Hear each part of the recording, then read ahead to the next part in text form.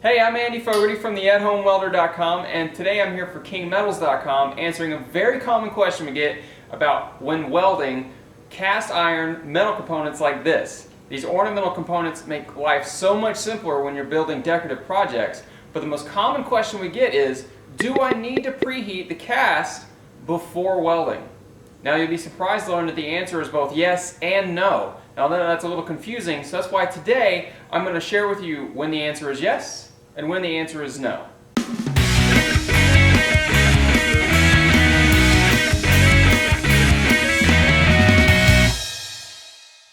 Now the beautiful thing about resources like KingMetals.com is they give us access to literally thousands of different cast metal components like this that are just beautiful, all different types of designs to fit different eras in time.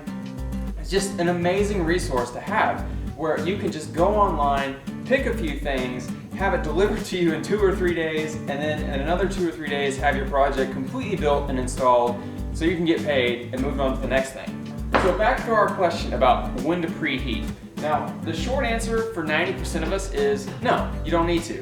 When you're ordering these cast components like this from King, they come ready to go right out of the box. Sometimes you might need to clean them a little bit, but these things, they're not greasy, they're not nasty. And as long as you're not working in sub-zero temperatures and your metal hasn't been stored outside and it's freezing cold all the time, you don't need to. Now, in the beginning of this, I told you the answer was both yes and no. Now, I've explained why 90% of the time the answer is no. You don't need to preheat your material. But now let's cover when you do need to preheat your material. Now, I want to start this off by saying that I am not very experienced in welding a lot of cast iron things, like cast iron stoves or maybe parts that would come off of a car or things of that nature. That's not my level of expertise, but I can tell you from the people that I know who do weld a tremendous amount of cast iron is that yes, you do need to preheat your material.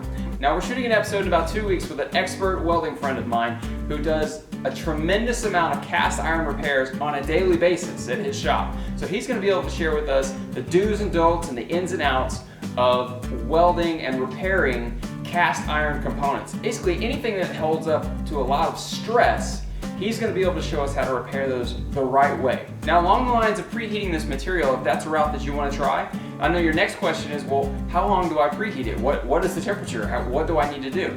Simply just grab your torch and we're going to heat this up to about 300 degrees, which isn't very high at all. And if you have your torch on the section where you're going to be welding, that's maybe you have it on there for 30 seconds, depending on the size torch you're using, but it's really not going to take long at all. We're not talking about having glowing hot metal here. We just want to heat up that surface enough to where the weld is going to bond better and not send a bunch of cracks from the sudden force of that hot weld hitting that cold material. Now, again, it's not really something you're going to have to do 90% of the time, but if you are in a very cold climate on a regular basis and that's where you're doing your welding, then you might want to check out trying to preheat your material.